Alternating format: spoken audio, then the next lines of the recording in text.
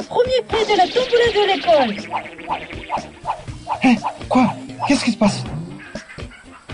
J'ai gagné 2 places pour un baptême de plongée. Dis, on y va? Mais attention, il va falloir mettre la tête sous l'eau. La tête sous l'eau? La tête sous l'eau? Hé, la tête sous l'eau? Viens, Ali. Avant d'aller mettre la tête sous l'eau, on va traverser notre mangrove. Je vais te montrer à quoi elle sert et qui y vit.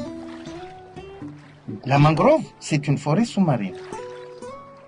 Elle sert à protéger la côte des grosses vagues, mais elle protège aussi la mer en filtrant les déchets apportés par les pluies. En cas de danger, la mangrove est aussi bien pratique car elle permet aux jeunes poissons de se cacher des prédateurs. Tiens, on a de la visite. Un joli crabier blanc. Tu sais, cet oiseau est une des espèces vraiment en danger et qui pourrait disparaître si on ne le protège pas. Hé, il est bizarre ce poisson-là, grand-père. Ça, c'est un périophthalme. Un drôle d'animal qui vit sur terre et dans l'eau. En plus, il peut se coller n'importe où car il a une grosse ventouse sur le ventre. Bienvenue les amis. Nous allons maintenant commencer l'exploration du lagon. Vous pouvez embarquer. Maintenant que vous avez cette combinaison, nous allons pouvoir plonger.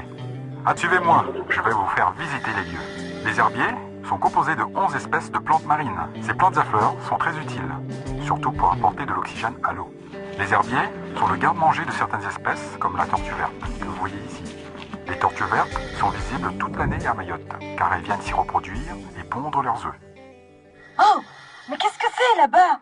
Quelle chance, c'est un dugong. Appréciez le spectacle, les amis.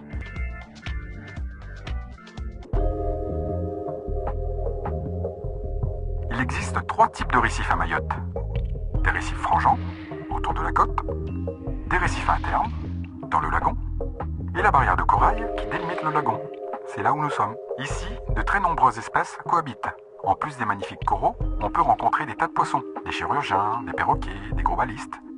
Et puis il y a aussi des bénitiers, des oursins ou des étoiles de mer. Regardez, une raie manta. Elle peut atteindre jusqu'à 9 mètres d'envergure. Waouh! T'as vu ça, grand-père? C'est comme si elle volait sous l'eau. Oui, j'ai vu cette grande raie. Mais qui a éteint la lumière? Bien, notre balade est bientôt terminée. Vous allez maintenant appuyer tout doucement sur le bouton pour commencer notre remontée à la surface. À moi! Eh oui!